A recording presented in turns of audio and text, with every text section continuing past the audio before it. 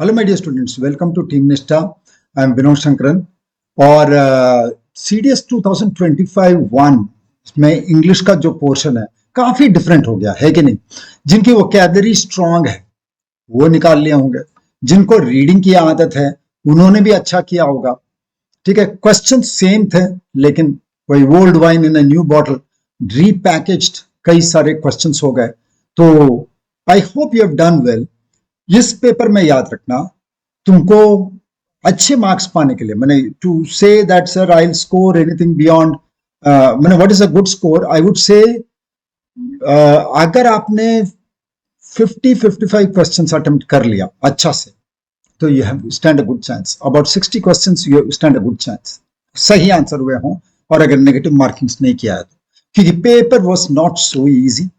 Okay, it was not so easy. Vocabulary अच्छी खासी strong होनी चाहिए थी, यूसेज पे बहुत ज्यादा पकड़ होनी चाहिए थी कि किस शब्द को कैसे हम यूज करते हैं। Okay, let's start. सबसे पहला क्वेश्चन है, ये सबसे पहला ही आया था, ये पिछले बार से शुरू हुआ है। You are given 2 sentences and how the sentence, the first sentence relates to the second is the question. Second statement first से कैसे रिलेट करता है। तो फर्स्ट वाले का आंसर क्या है? इट reinforces the first, है ना। The snowy albatross is among the largest birds that fly in the world. It has the widest wingspan among all birds with lengths reaching up to 12 feet. तो इसमें जो claim है उसी claim को ये और भी मजबूत करता है। सेकंड वाला है, सेकंड वाला का आंसर है, उसमें देखो, a scientific theory is first proposed as a hypothesis. After it is subjected to inquiry and it is proven, it becomes a thesis. तो सेकंड जो स्टेटमेंट है वो फर्स्ट स्टेटमेंट का विस्तार है, एक्सटेंशन है। ओके, थर्ड क्वेश्चन में आ जाओ। Okay, the manhunt for the perpetrator of the crime spread across the entire state. There was deep public anger triggered by the enormity of the crime. तो S2 is the reason and S1 is the result. क्या लिखना पड़ेगा? It is A is the precursor to the first, मतलब ये पहले हुआ, precursor. Again vocabulary का ही खेल है, देखो प्रीकर्सर का मतलब जो पहले हुआ। ओके, प्रीकर्सर, तो सेकंड इज द प्रीकर्सर, पहले ये S2 हुआ, उसके बाद S1। ठीक है, सीक्वेंस ऑफ इवेंट्स, बस सिर्फ वोकैबुलरी अगर स्ट्रांग है तो हो ही जाएगा। ठीक है, गेस भी किया जा सकता है, क्योंकि कॉन्ट्रडिक्शन नहीं है, ऑल्टर नहीं करता है, फॉलो नहीं करता है। ठीक है, फॉलो नहीं करता है तो भाई इससे प्रीकर्सर पहले ये हुआ उसके बाद वो हुआ, बस बहुत है। अब फोर्थ का मीनिंग क्या है? अब इसमें देखना, सर ये वर्ड आता नहीं है और ये वर्ड आता है, कॉन्ट्राडिक्ट आता है, कॉन्ट्रापंटल आता नहीं है। ठीक है, तो मैं किसको चूज करूं? कॉन्ट्राडिक्ट तो एकदम सही लग रहा है सर, कॉन्ट्राडिक्ट तो कर रहा है, तो ये लिख दूं, लिख दो। कॉन्ट्रापंटल का मतलब है ये म्यूजिक से आता है। कॉन्ट्रापंटल इज यूज्ड व्हेन वन और टू डिफरेंट साउंड्स, अलग अलग किस्म के साउंड को मिला करके एक हारमोनियस म्यूजिक बनाया जाता है, उसको हम लोग बोलते हैं कॉन्ट्रापंटल। ये म्यूजिक से आता है टर्म, लेकिन कॉन्ट्रडिक्ट करता है वो तो देख के ही पता चल रहा है सर। कॉन्ट्रडिक्ट करता है, कॉन्ट्रास्ट नहीं करता है। कॉन्ट्रास्ट का मतलब क्या है? ब्लैक एंड व्हाइट को आसपास में रखूंगा तो एक बहुत अच्छा से दिखाई देगा, दोनों ही बहुत क्लियरली दिखाई देंगे। कॉन्ट्रास्ट करना, एक को एक के लाइट में, प्रकाश में रखकर दिखाना, ताकि एक दूसरे का डिफरेंस पता चल पाए। यहां डिफरेंस नहीं है, कॉन्ट्रडिक्शन करना, विरोधाभास देना है, इसीलिए ए। ना फिफ्थ का आंसर बताओ। फिफ्थ का आंसर है सी। ओके, ये देखो, कोरिलेट्स टू द फर्स्ट, और कोई तो काम नहीं करेगा सर, कॉन्ट्रडिक्ट नहीं करता, कॉन्ट्रास्ट नहीं करता, कोइंसाइड नहीं करता, तो कोरिलेट करता है। फिफ्थ का आंसर है सी। और सिक्स्थ का आंसर है ए, फुल्ली रीइंफोर्सेस द फर्स्ट। याद रखना, ये पूरी तरीके से ए को सपोर्ट देता है। The final outcome can never be predicted incontrovertibly. Incontrovertibly का मतलब बिना कोई विरोध के, बिना कोई प्रॉब्लम के, बिना कोई क्वेश्चन के।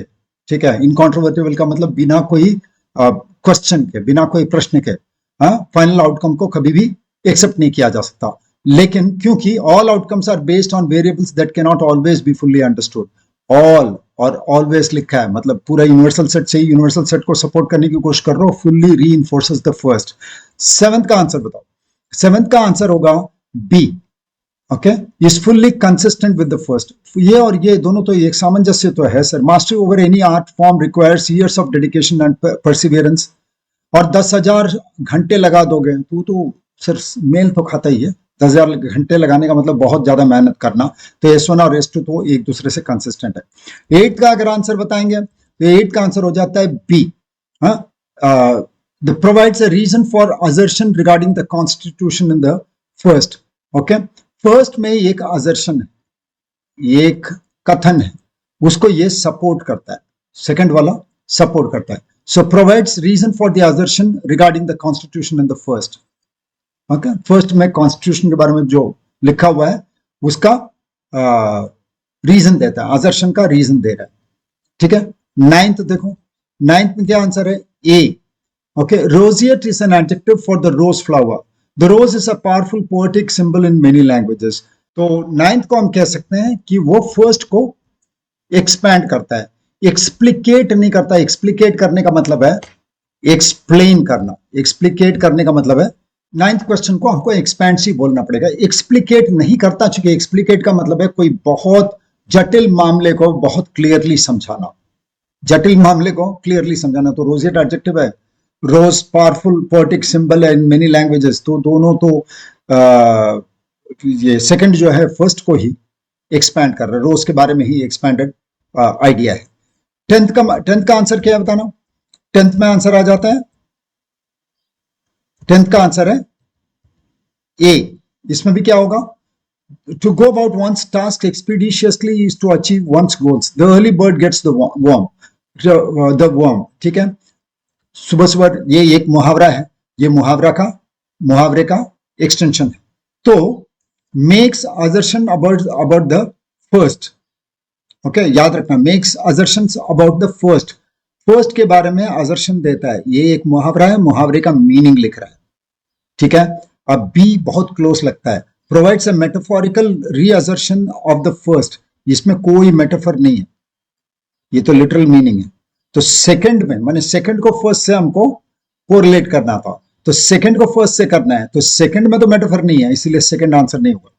ठीक है, और सी में अगर लेते हैं तो पहला वाला अजम्पशन नहीं है, पहला वाला अजम्पशन नहीं है। The early bird gets the worm, वो एक स्टेटमेंट है, इट्स नॉट एन अजम्पशन।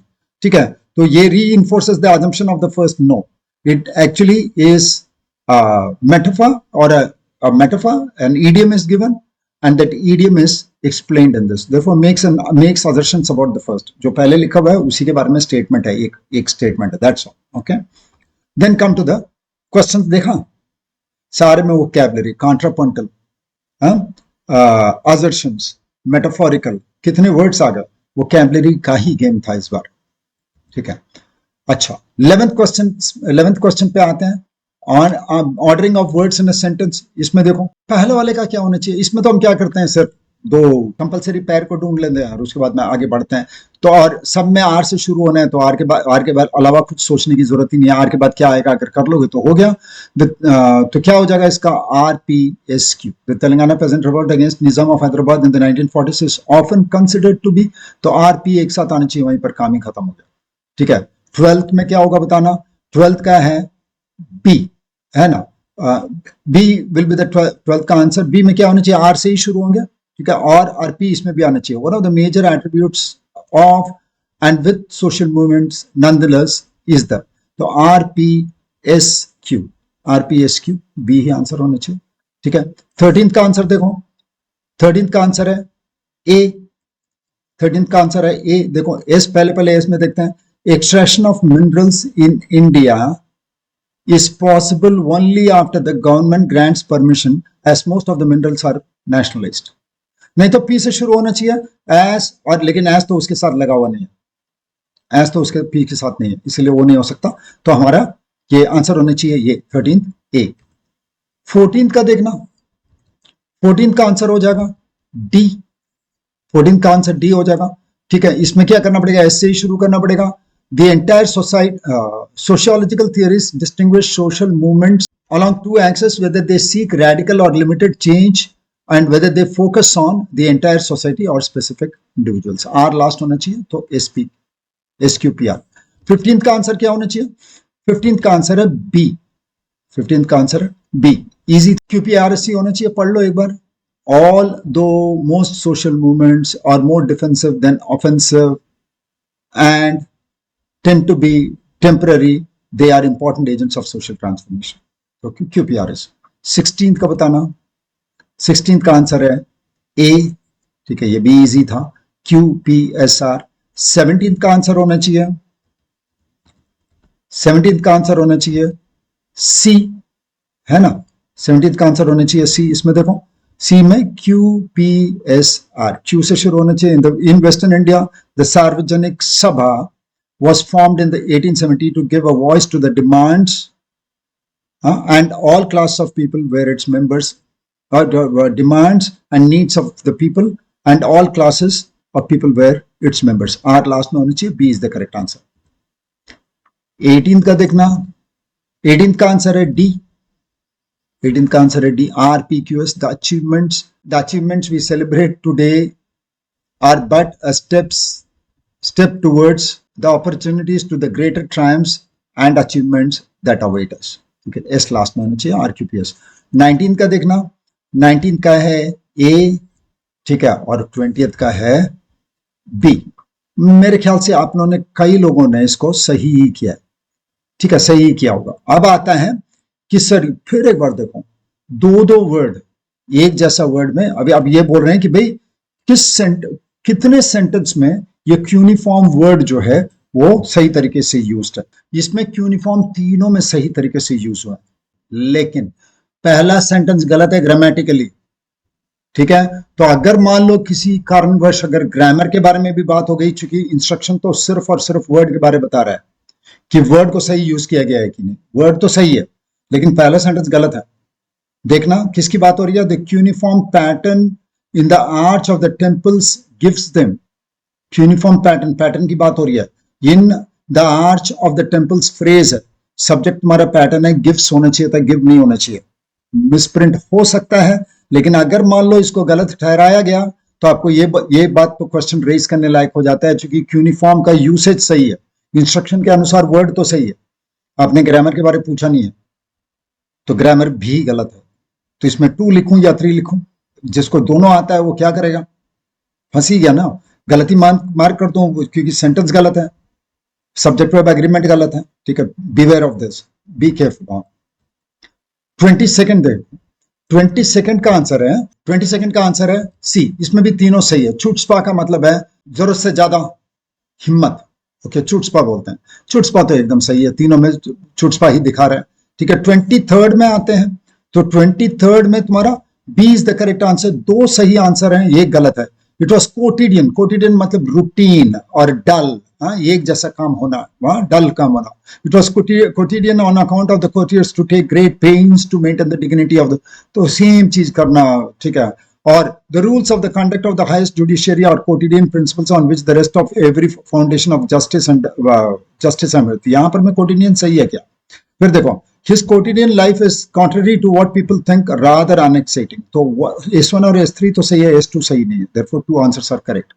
24 मोरिबंद का मतलब है मरा हुआ, तो मोरिबंद तो पक्का सेकंड सही नहीं है, ठीक है, सेकंड सही नहीं है। तो 84 का, इसमें भी 2 सही है, ठीक है, सेकंड तो सही नहीं हो सकता। The strength of the collective remained moribund, मरा हुआ था, तो सेंटेंस का मीनिंग ही बदल जाएगा, ठीक है। तो S1 और S3 सही है, ठीक है। 25th का आंसर है सी, इसमें भी तीनों आंसर सही। फीकंड अगर बोलते हैं तो फर्टाइल, फीकंड बोलते हैं तो फर्टाइल, तो फर्टिलिटी के हिसाब से ही पूरा तीनों ही लिखा गया, तो तीनों सेंटेंस आपका सही है। अब यूसेज, अब देख रहे हो वर्ड्स अकेले नहीं, वर्ड्स को यूज करने आता है कि नहीं, ठीक है, ये भी एक प्रॉब्लम है, ठीक है। Now let's come to the next one. Now here discourse markers बोलते हैं। डिस्कोर्स मार्कर्स का मतलब और कुछ नहीं है, सेंटेंस को लिखते समय कौन सा कंजंक्शन, एडवर्ब्स वगैरह लिखोगे ताकि वो दूसरे थॉट के साथ कनेक्शन होकर के आए। हालांकि दूसरा सेंटेंस दिया नहीं गया, तो इसमें बेस्ट ढूंढना है कि सबसे बेहतरीन किसको, मेरे को बहुत ज्यादा एक्स्ट्रा इंफॉर्मेशन की जरूरत नहीं पड़ेगी, उसके बावजूद भी मैं कनेक्ट कर सकता हूं थॉट को, ऐसे लिखना है, ठीक है। पहला ही सेंटेंस में काफी सोच की बात बन जाती है, क्योंकि यहां besides the process by which the state took over from the church, the registration of births, deaths and marriages was complete by 1972 in Europe. हो सकता है। तो इसमें सबसे अच्छा वर्ड क्या हो सकता है सर? हाउएवर भी हो सकता है, लेटर भी हो सकता है, इंस्टेड भी हो सकता है। अगर मैं सोच ही लूं तो सबसे बेहतरीन क्या है, तो डेटा ढूंढना पड़ेगा। सेंटेंस में कौन सा डेटा है जिसको मैं एक्सपैंड कर सकता हूं? तो there is only one bit of data that can help us, वो है बाय 1792। तो लेटर लिखना ज्यादा अच्छा, ठीक है, इसीलिए लेटर लिखे शुरू बन गए। सारे के सारे एडवर्ब्स हैं, सारे के सारे एडवर्ब्स हैं, कॉमा के साथ ही लिखेंगे, उस में कोई इश्यू ही नहीं है, ठीक है। तो कोई अगर कोई एक्स्ट्रा इंफॉर्मेशन मिले सर तभी तो काम कर सकता हूं। तो 1792 लिखा हुआ है, इसीलिए सबसे बेहतरीन है डिस्कोर्स मार्कर में 26 का सी लिखना, ठीक है। और उसके बाद नेक्स्ट वाले में हम क्या लिखें? नेक्स्ट वाला इजी था, इसमें तो the matter can not be settled that easily, B, ठीक है।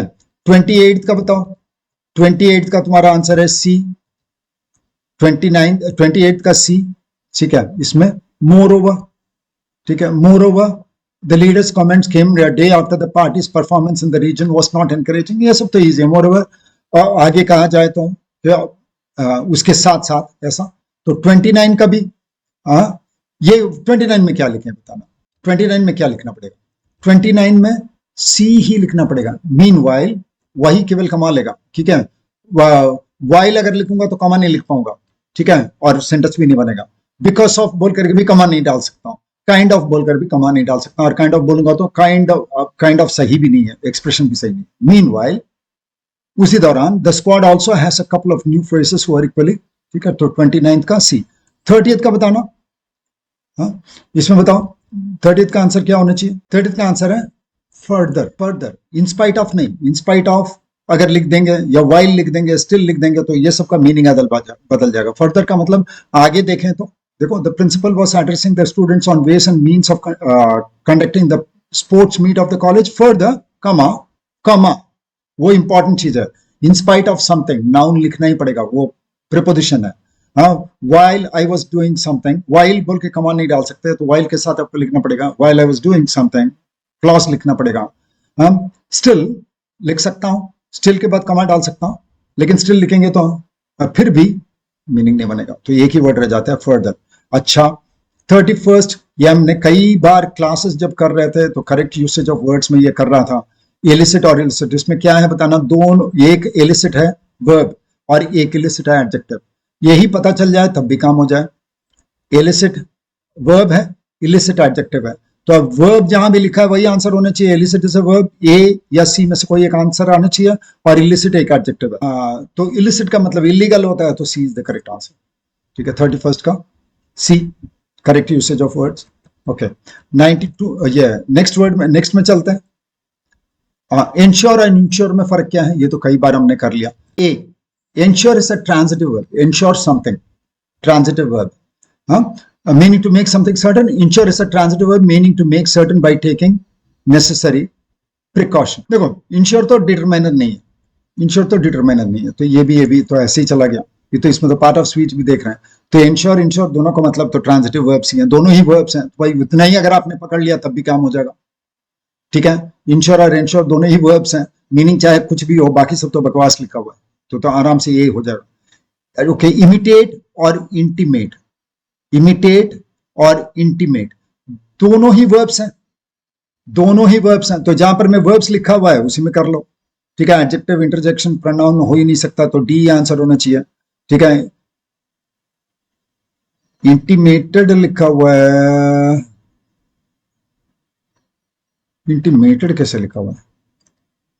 इंटीमेट होना चाहिए, क्वेश्चन का प्रॉब्लम है, ठीक है। एनीवे, अगर वैसा है तो इसका आंसर हो जाएगा तुम्हारा 33 का ना, एक second. D, imitate is a verb and intimate is an adjective meaning closely acquainted, ठीक है। इंटीमेटेड नहीं होना चाहिए, इंटीमेटेड हो जाएगा तो वर्ब हो जाएगा, ठीक है। उसमें डी अगर है तो गलत है, जिस वाले में भी डी है तो क्वेश्चन पे ही आप क्वेश्चन उठा दोगे कि भाई वो तो वर्ब है, तो उससे तो आंसर ही नहीं है फिर तुम्हारे पास, ठीक है। तो D is the correct answer. फिर 34th में आते हैं, 34th का है B answer. Compare is a verb and it means to estimate or measure of something, and compere is a noun. Compere, radio compere वगैरह होते हैं, is a noun and it means compere is a person who introduces performance, B, ठीक है। 35th, precept और परसेप्ट, दोनों ही noun है, precept और परसेप्ट दोनों ही नाउन है। तो नाउन नाउन वाला देख लो, ठीक है। Precept is a noun, it means a general rule intended to regulate behaviour. Percept is a noun and it means the object of perception, ठीक है। जिस चीज को देख रहे हैं वो परसेप्ट है, और प्रिसेप्ट है पहले से ही बना हुआ रूल, ठीक है, जो आपको गाइड करता है, ठीक है। Now we come to correct usage of the word. Practice word को ये तो हर कोई जानता है, प्रैक्टिस ये नाउन है सर, और ये प्रैक्टिस है वर्ब, है ना। इस आपको देखना है कि भाई जहां पर मैं ये नाउन की तरह यूज हुआ है वही सही आंसर है। तो नाउन की तरह किस में यूज हुआ? केवल डी में, ठीक है, केवल डी में यूज हुआ, ठीक है। और नेक्स्ट वाले में इमेंसली, इमेंसली का कौन सा आंसर गलत लिखा हुआ है? Savita felt immensely happy, immensely adverb है, इमेंसली हैप्पी, ठीक है। तो ये सब तो गलत है, ये तो गलत ही है। और इनसुपरेबल का मतलब क्या है? जिससे पार लग नहीं सकता, जिससे पार लग नहीं सकता। तो उसका क्या आंसर हो जाएगा? ए, इसमें भी यही होगा। The difficulties presented by the situation seem to be insuperable. Then amoral, amoral और इमोरल ये तो कई लोगों ने सिखाया होगा, कई बार तुमने सीखा भी होगा। एमोरल का मतलब है मॉरल्स ही ना होना, मॉरल्स के बारे में ज्ञान ही ना होना, या बिल्कुल भी ध्यान नहीं देना, परवाह भी नहीं करना, नैतिक है या अनैतिक है परवाह तक भी नहीं करना। एक है कि भाई जानता हूं लेकिन मैं गलत कर रहा हूं, क्रॉस कर रहा हूं, और एक है कि मैंने मुझे कोई परवाह ही नहीं है, हो भी तो कोई फर्क नहीं पड़ता, कोई नैतिकता है या नहीं उससे भी कोई फर्क नहीं पड़ता। तो 39 का सही आंसर तो तुम्हारा डी ही होना चाहिए, the pursuit of victory at all costs. किसी भी हालत में, किसी भी हालत का मतलब है कि भैया आप तो फिर नैतिकता छोड़ ही दोगे पूरी, ठीक है। तो अमोरल हो जाओगे। इमोरल का मतलब है मैं अनैतिक कभी कभी हो जाता हूं, ठीक है। मर्डर अनैतिक एक बार, हमेशा नहीं होता होगा, कभी एक बार मर्डर किया उसी समय केवल हुआ, ठीक है। बाकी डी में एट ऑल कॉस्ट का मतलब है किसी भी तरीके से, मतलब सारी नैतिकता गई पानी में, ठीक है। तो 39 का डी। एमिग्रेट का मतलब है देश छोड़ के बाहर जाना, है ना। एमिग्रेट का मतलब है देश छोड़ के बाहर जाना। तो the family decided to emigrate to a safe and secure country, ठीक है। Very good. नाउ आते हैं ऑर्डरिंग ऑफ सेंटेंसेस। इसमें देख लो कौन कौन सा सही था। ऑर्डरिंग ऑफ सेंटेंसेस में ज्यादा बात नहीं करेंगे, सिर्फ बताता चलता हूं। पहला वाला का डी है, ठीक है। 41st का डी है, 42nd का बी है, 43rd का ए, ठीक है। 44th का 43rd का ए, 44th का डी, 45th का बी, 45th का बी, 46th का सी, 47th का सी, 48th का भी सी, 49th का डी, और 50th क्वेश्चन का बी, ठीक है। उम्मीद करता हूं सही किया होगा, ठीक है। इसमें भी ऑप्शन सही करना था, आसान था, बहुत ज्यादा डिफिकल्ट नहीं था, ठीक है। अब आता है मैचिंग ऑफ वर्ड्स, ठीक है। मैचिंग ऑफ वर्ड्स में सारे वर्ड्स करीब करीब तुमको आने चाहिए। वर्नाकुलर, रिटोरिक, पार्लेंस, जार्गन, इसमें एक भी वर्ड अगर पकड़ में आ जाता तो फिर उसके बाद तो मैच कर लेते आप कोड से, है ना। तो मैच द फॉलोइंग का पहला का आंसर है बी, है ना। ए का ट्रू होगा। Vernacular is language of ordinary people, rhetoric is a language interacted to influence people. तो 2-1 तो होना ही चाहिए, 2-1 और किसी में नहीं है, तो B is the correct one. 52nd में आते हैं, ओके। 52nd में इसमें ये करेक्ट आंसर होना चाहिए। पहले का 3, इंटरनेसीन का मतलब क्या है? इंटरनेसीन का मतलब है things occurring between people of the same community, एक ही कम्युनिटी के अंदर, इंटरनेसीन। रिवोक का मतलब वापस लेना, ठीक है। Officially cancelling the power of an agreement. तो ए का 3 और बी का 1, ए का 3 बी का 1 एक ही में है। अटोनमेंट का मतलब प्रायश्चित करना, ये तो है ही है ना। और सैक्रिलेज का मतलब है कॉन्टामिनेट अ होली प्लेस। तो बी में तो 2 होना ही चाहिए, तो बी में 2 होना चाहिए, तो 1।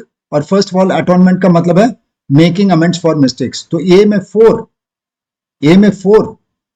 और बी में 2, ए में 4 और बी में 2, तो C correct answer. Then the next one, फेलनी का मतलब होता है बहुत बड़ा क्राइम। तो एफ का 3 मतलब ए का 3 होना चाहिए, तो ए का 3 में 2 आंसर है।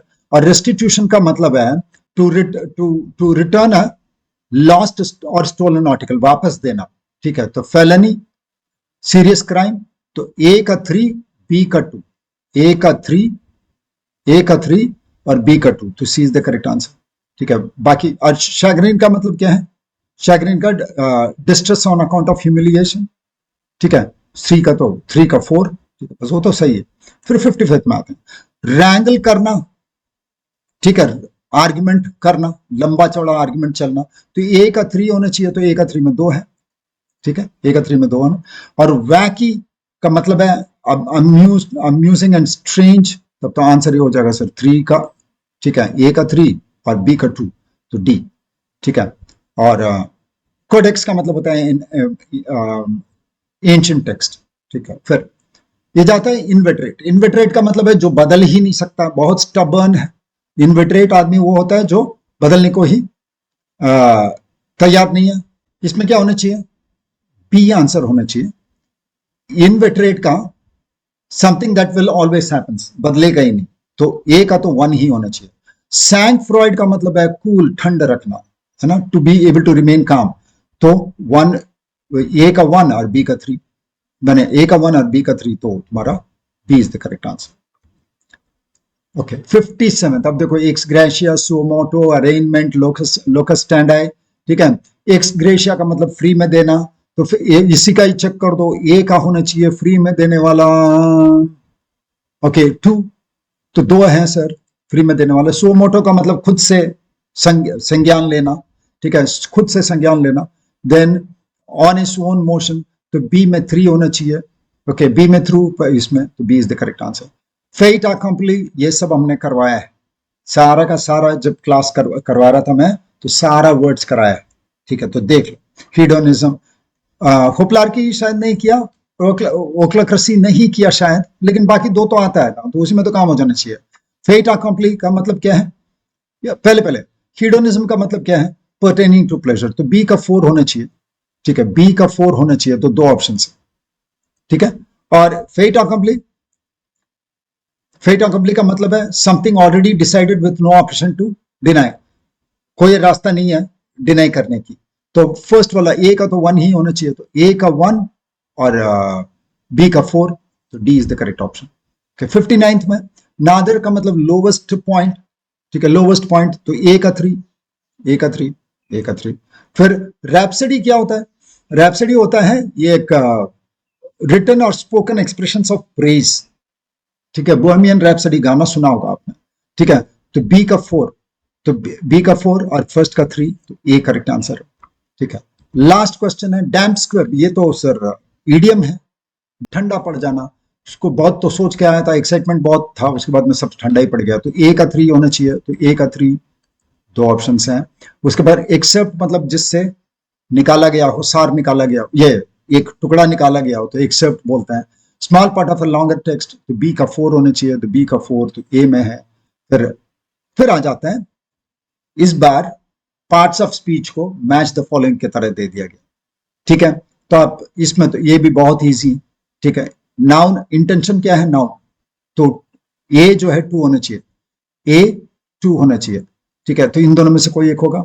और वर्ब, इंटेंड जो है वो वर्ब है, ठीक है, तो तुम्हारा क्या होना चाहिए? बी 3 होना चाहिए, तो C is the correct answer, ठीक है। फिर एक बार आते हैं इसमें, एक्सपेरिमेंटल एडजेक्टिव है, ये अलाता होता एडजेक्टिव है, MENT नाउन है, इसे तो पढ़ाया है ना, ठीक है। एक्सपेरिमेंटेशन, ये भी तो नाउन है, एक्सपेरिमेंट नाउन भी हो सकता है, वर्ब भी हो सकता है, ठीक है, लेकिन एक्सपेरिमेंटेशन तो पक्का ही नाउन है, ठीक है। और टू एक्सपेरिमेंट तुम्हारा इन्फिनेटिव है, तो infinitive form of the verb C is 4, C is 4, 2 है, सी इज 4, और ये एक्सपेरिमेंटेशन, ये जो है 3, ये 3 और ये, तो D is the correct option, ठीक है।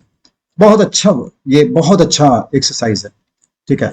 अच्छा, फिर एक देखो डिस्क्रिमिनेटरी, सर ORY आता होता है एडजेक्टिव, ION नाउन, ठीक है, ATE एडजेक्टिव हो सकता है फिर, या वर्ब भी हो सकता है, ATE से वर्ब भी बनता है, एडजेक्टिव बनता है, और डिस्क्रिमिनेटिंग जेरेंड है, ठीक है, तो C4, सी पे 4, ठीक है, सी पे 4, ए और सी में से कोई एक है।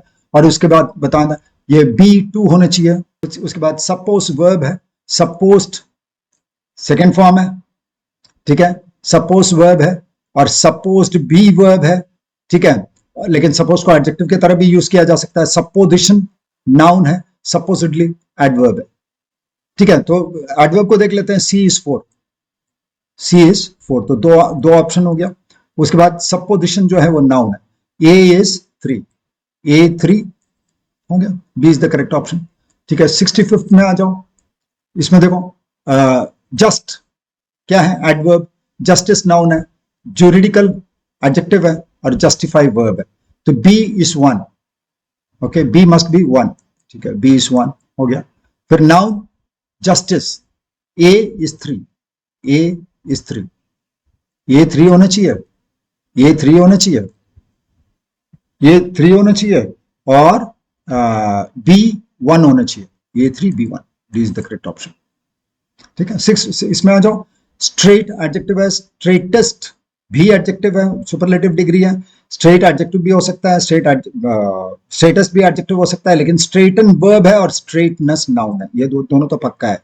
तो B is 4, sorry, A is 4 and B is 3, A is 4 B is 3 हो गया, बाकी कुछ देखने की जरूरत नहीं है। तो भी अगर आपका सेट हो गया तो बाकी सब तो कुछ है ही नहीं, वैसे 4 3 का और कोई ऑप्शन है नहीं, ठीक है। Then neglect, neglectfulness, neglecting, negligent, negligent adjective है पक्का, तो D4 होना चाहिए, तो D4 एक है, D4 है, ठीक है, D4 है। और उसके बाद में जेरेंट, नेग्लेक्टिंग, C3 होना चाहिए, ये D4 और C3, अच्छा D4 C3 ये तो है option, B is the correct option, ठीक है भाई, तो मैं 1 मिनट के लिए छूट गया, ठीक है। और फिर फॉरबिड, फॉरबिडिंगली, फॉरबिडेंस और फॉरबिडन, थर्ड नाउन है, ए एन सी आता है तो पक्का ही नाउन है, तो ए इज 3, ए इज 3, दो चीजें हो गई, ठीक है। और वर्ब क्या है, forbid, B is 1, B 1, B is 1 and A is 3। 69 में आता है हार्डी, हार्डनेस, हार्डन और हार्ड, तो सेकंड जो है वो नाउन है, ठीक है, ए जो है वो नाउन होने चाहिए, तो ए नाउन में से दो ऑप्शन है, ठीक है। वर्ब क्या है, हार्डन, B3 होना चाहिए, B is the correct option, ठीक है। 78 इसमें आओ, फास्टेस्ट एडजेक्टिव है, फास्टन वर्ब है, फास्टनेस नाउन है, फास्ट एडवर्ब है, ओके, फास्ट एडवर्ब है, तो फास्ट एडजेक्टिव भी हो सकता है, ठीक है। अब देखते हैं, फास्टनेस नाउन है, तो ए इज 3, ए इज 3, दो ऑप्शन हो गया। और सेकंड है वर्ब, फास्टन, B2 होना चाहिए, B2, C is the correct option. मैं दो में ही कर ले रहा हूं, बाकी हमको कुछ जो झंझट वाला है उसको छोड़ ही देते हैं, उसको बाद में भी देखा जा सकता है, क्योंकि कई वर्ड्स जो हैं एक ही रूप में 2-3 काम कर भी लेते हैं, नाउन का भी काम, एडजेक्टिव का भी काम, ऐसे भी कर लेते हैं। अब आता है क्लोज टेस्ट, ठीक है। क्लोज टेस्ट वाज आल्सो, पहला वाला तो बहुत ईजी है, moved by the charm of nature around him, man has expressed his appreciation of it in works of art produced by him। तो moved पहले वाला तो सही है, 71 का ए होना चाहिए, हाँ। और पूरा पैसेज जनरल लिखा हुआ है, जनरल लिखा हुआ है, प्रेजेंट टेंस में लिखा हुआ है, ध्यान रखना, टेंस पे ध्यान रखना, कई जगह पे बहुत काम हो जाएगा, ठीक है। ये तो फ्रेज है, moved by the charm of nature तो फ्रेज है, वहां तो टेंस नहीं है, इसलिए वहां कोई झंझट नहीं है। Has expressed his, present tense, present perfect, has expressed his appreciation of it in works of art produced by him। This goes back to a time, again present tense देखना, this goes back to a time when, ये भी बहुत सही है, he was still a primitive being। art has या have, या has had या have तो होगा ही नहीं सर, प्लूरल नहीं है, ठीक है। और had लिख नहीं सकता क्योंकि पास्ट परफेक्ट टेंस है, तो या तो हैस आनी चाहिए या तो हैस हैड होना चाहिए। सेंट उसको पूरा पढ़ते हैं, art dash a softening influence on है, उस समय से लेकर अब तक की बात हो रही है, तो प्रेजेंट परफेक्ट टेंस सबसे अच्छा है, हैस हैड, आर्ट हैस हैड है सॉफ्टनिंग इन्फ्लुएंस ऑन है। The earliest paintings of the prehistoric age in the caves all over the world give us magnificent examples of the observant eye। आई लिखा है तो adjective चाहिए, observant I, very good. And the trained hand in man's savage state, the colors chosen, the movement colors chosen, कैसे लिखा हुआ देखना, the colors chosen, sir chosen, you are not writing V4, you are writing V3, मतलब सारे को फिर हमको V3 में ही लिखना पड़ेगा। the colors chosen, the movement portrayed, and the expressions of the pictures are suffused with, क्योंकि सब मैं पैसिव टाइप का लिख रहा हूं, ठीक है। तो कैसे लिख रहा हूं, यहां देखो, कलर्स चोजन, कलर चूज किया गया, कलर उसके द्वारा, पैसिव, ठीक है। द मूवमेंट, लेकिन फ्रेज में पैसिव कर रहा हूं, the colours chosen by him, okay, by him.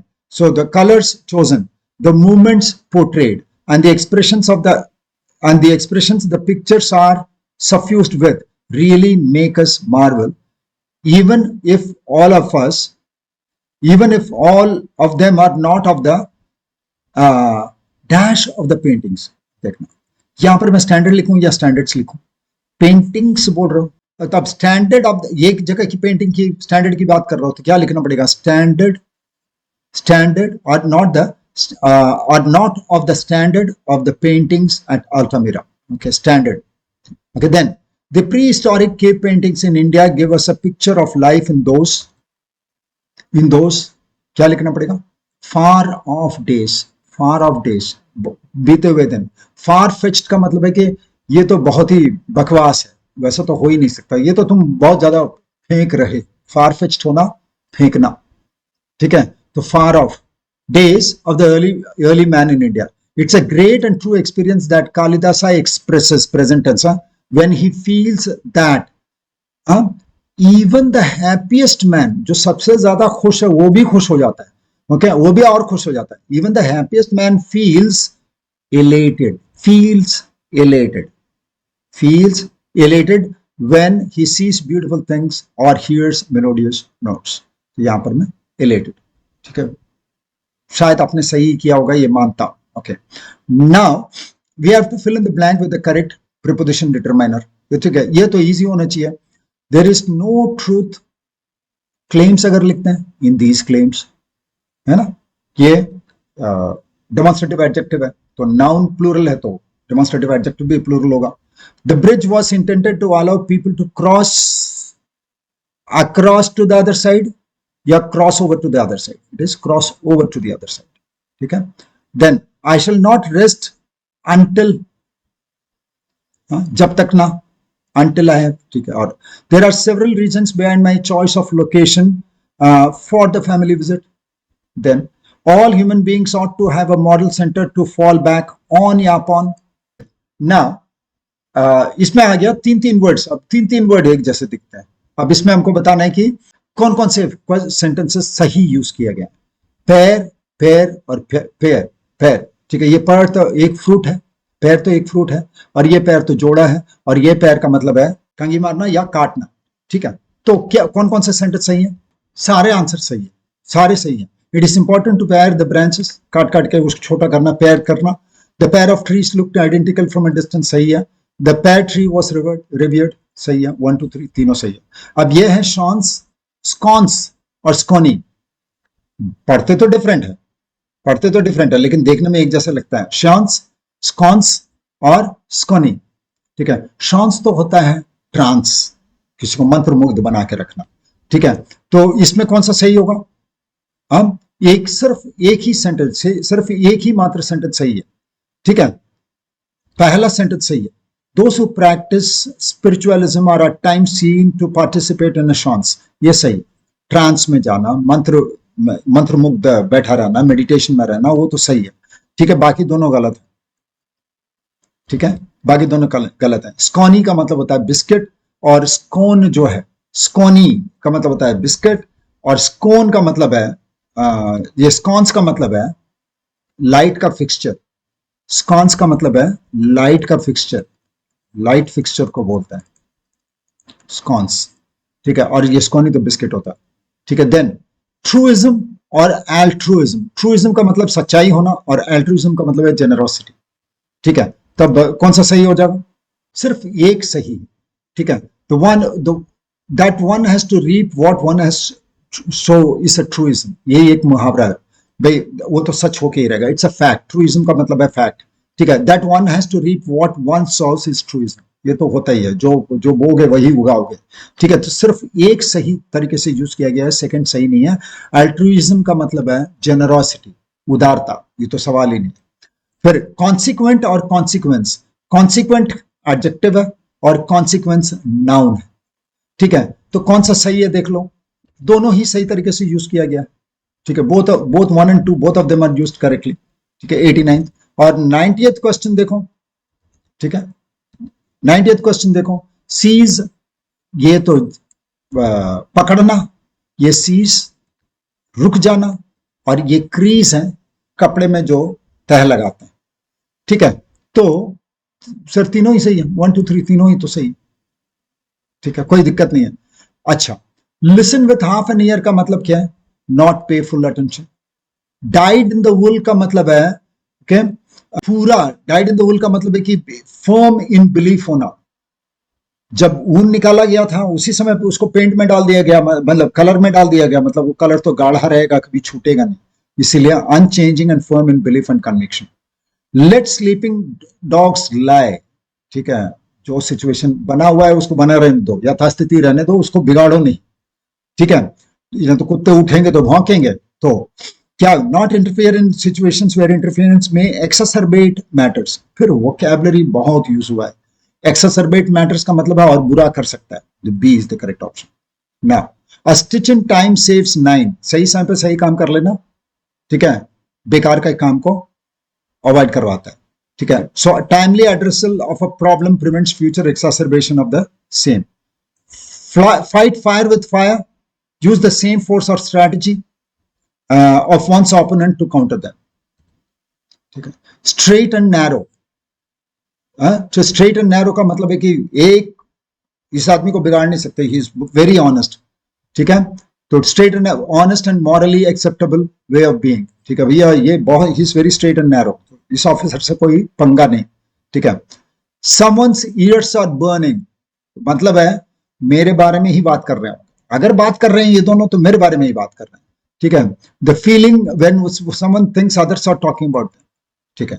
Turn one stomach का मतलब है कि पेट उलटना, का मतलब कि उल्टी आना, ठीक है। बीइंग नॉशिएटेड बाय समथिंग और समवन, उल्टी लगना।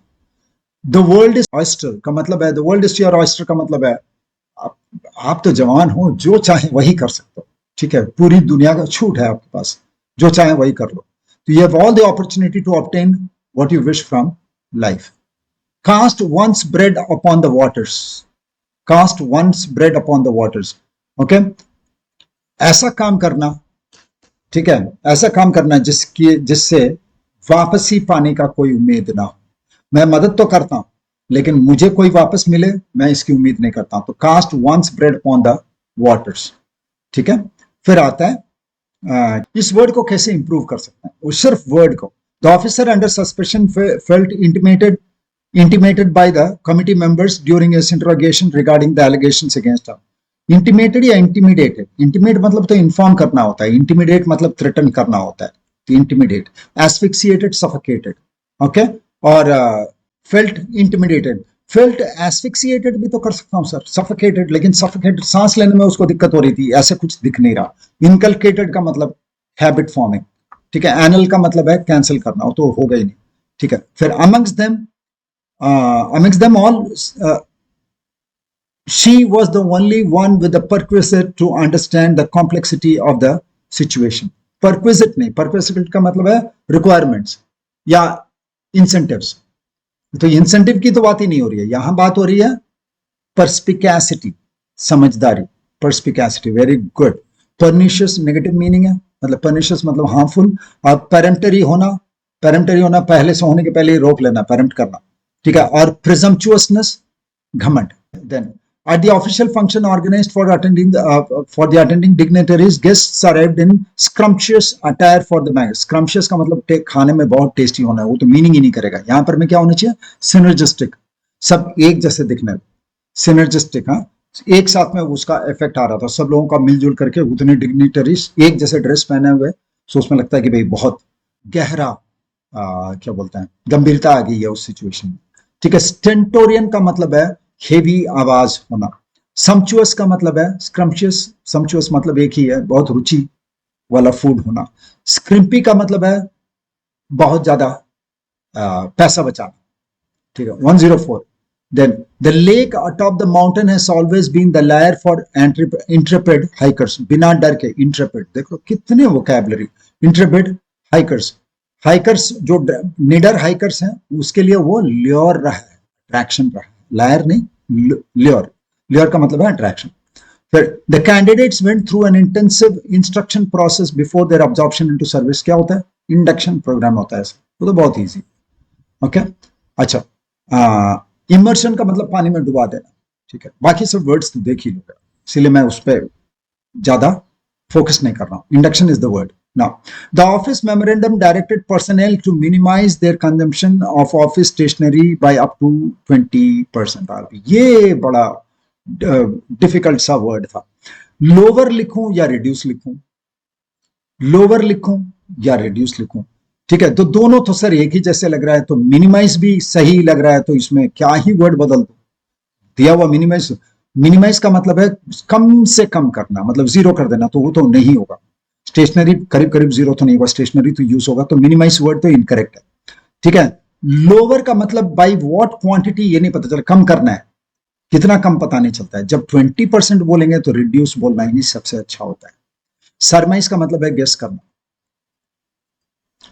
107 वोकैबुलरी का बहुत ज्यादा बोलबाला रहा है इस बार. The announcement of an unexpected bonus led to a great tumult among the staff. tumult तो नहीं होगा, tumult का मतलब तो उथल पुथल, उथल पुथल तो नहीं होगा, खुशी के मारे क्या बोलते हैं, खुशी के मारे झूमे होंगे. तो खुशी के मारे झूमना, सो तो मेरीमेंट sir, absolutely.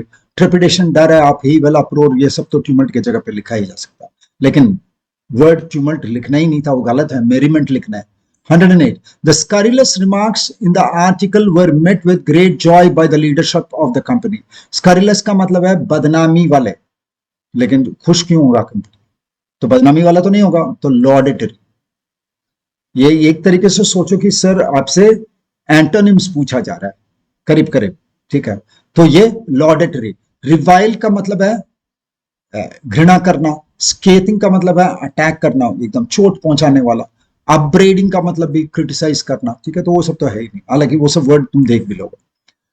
His inappropriate behavior earned plaudits from his colleagues. Inappropriate behavior, अनुचित बिहेवियर. प्लॉडिट्स का मतलब क्या है? ताली बजाना, मतलब प्रेज करना. प्रेज तो होगा ही नहीं ना सर, उल्टा ही होगा ना, तब तो क्या होगा? वो तो अप्रोब्रियम. ठीक है, क्रिटिसिज्म, अप्रोब्रियम क्रिटिसिज्म. हाँ, वो अपने इनवाइटेड अप्रोब्रियम फ्रॉम हिज कॉलीग्स, तो उनसे कॉलीग्स तो उसको क्रिटिसाइज ही किया होंगे इनअप्रोप्रिएट बिहेवियर पर. 110. The enormity of the mountain range stunned the visitors to the hill station. Sir enormity सही नहीं है, नहीं है. एनॉर्मिटी गंभीरता के लिए बोलते हैं, सीरियसनेस के लिए बोलते हैं. साइज के लिए बोलते हैं एनॉर्मसनेस, साइज के लिए बोलते हैं एनॉर्मसनेस. बाकी सब वर्ड्स देखना है, साइमोलिक्रम क्या होता है देखना. फिर correction of sentences, easy. Subject verb agreement, tense वगैरह देखना है, बस बहुत है.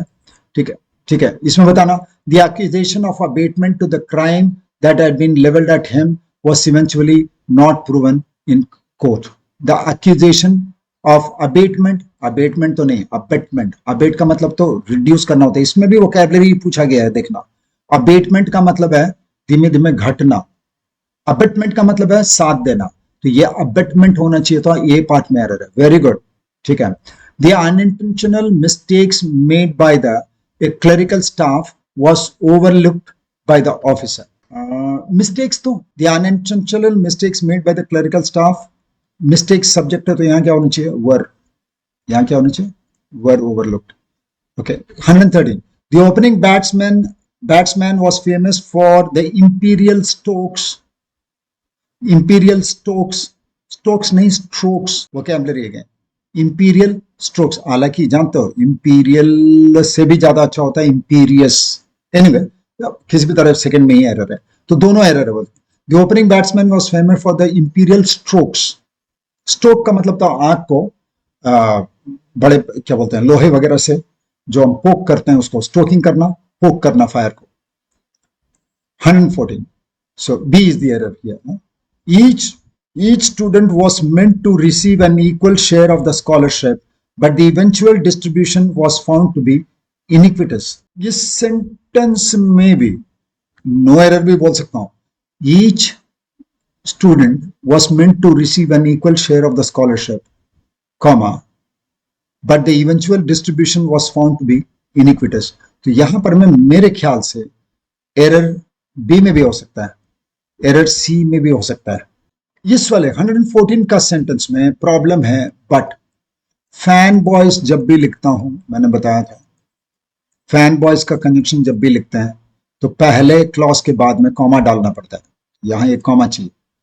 Each student was meant to receive an equal share of the scholarship, but the eventual distribution was found to be iniquitous. हालांकि iniquitous word जो है बहुत एक्सट्रीम है, unequitable होता तो ज्यादा अच्छा होता, लेकिन चलेगा. तो यहां पर मैं कॉमा का एरर है. ठीक है, नो एरर आता है तो पकड़ना. नो एरर अगर आ जाता है आंसर शीट में तो बोलने कि भैया फैन बॉयज के बाद तो कॉमा चाहिए, कॉमा क्यों नहीं है. तो this question can also be raised. देखते हैं. No one turned up to claim the stowed away piece of luggage which was discovered on the luggage compartment of the bus in the, यहां पर मैं in होना चाहिए. 116. Certain animals have a tendency to communicate only with its own species and none other. Okay, क्या होना चाहिए? And none other. Certain animals have a tendency to communicate only with its own species, लेकिन और किसी के साथ नहीं. But no other. None other नहीं, but no other species. Okay, so no other species. Then C is the incorrect part. No other लिखना है. As soon as the clock chimed to announce the hour at midnight, she sprung up from her bed. Sprung up नहीं, she sprang up. Sprang is the past tense. ये तो V3 है. ठीक है, तो helping verb चाहिए अगर V3 लिखेंगे. There are people who are likely to fraternize with their own community, but none other. But yet none other, but none other. C. Okay. The mime show attracted a huge audience despite the high price of tickets, which defied the purpose of the public event. Okay. यहां पर मैं problem एक आ जाएगी. ठीक है, फिर इसमें punctuation का भी दो क्वेश्चन है. पंक्चुएशन का दो क्वेश्चन है. A huge audience despite the high price of the tickets. High price of the tickets, comma, which defied the purpose of the public event. दो एरर है. A huge audience despite the high price of the tickets, of the tickets, क्योंकि उस show की बात हो रही है, of tickets नहीं, of the tickets, और उसके बाद कॉमा भी होना चाहिए. तो दो एरर है इसमें. तो दो एरर्स के साथ आराम से पकड़ सकते थे 119 में. 120. He was unable to recall where he had changed his shirt after returning home from office. He was unable to recall where he had hanged his shirt. Hang का मतलब तो लटका फांसी देना होता है. Where he had hung his shirt. Where he had hung his shirt. बहुत easy तो. ठीक है. So that is about the 120 questions that we had to do. We are finished with it. देखो अभी कितना आया है. तो अभी इस वाले पेपर में क्या देखा आपने कि मैक्सिमम वोकैबुलरी बेस्ड है. अच्छी वोकैबुलरी होती तो बड़े आराम से काफी चीजें कर सकते थे. ठीक है. Hope you have done really well. If you have even attempted, अगर 60 क्वेश्चंस आपने सही अटेम्प्ट कर लिया हो तो इसमें बहुत अच्छे चांसेस हैं कि you get good marks and the chances of selection will also go up, क्योंकि कट ऑफ आपका काफी नीचे होगा इस बार. 100 के ऊपर जाना मुश्किल. ओके, मतलब 100 क्वेश्चंस की बात कर रहा है. आई am not talking about the number of marks, I am talking about 100 questions सही करना किसी के लिए भी मुश्किल सा काम है. ठीक है. कितने क्वेश्चन सही हो सकते हैं सर? तो मैक्सिमम जो अच्छा 60 अगर कर लिए हो तो you are well placed. I am talking about questions, I am not talking about marks. मैं क्वेश्चन की बात कर रहा हूं. 60 क्वेश्चन सही है और आपने नेगेटिव मार्किंग अर्न नहीं किया है, then you are doing really well. Okay, all the best. मेरे को बताना, कमेंट सेक्शन में बताना क्या आप सोचते हो, किस आंसर के बारे में क्या सोचते हो, उसके बारे में आप. ठीक है. इक्का दुक्का कहीं पर में अगर कोई डाउट है तो उसको हम क्लियर करते हैं. Bye bye, see you.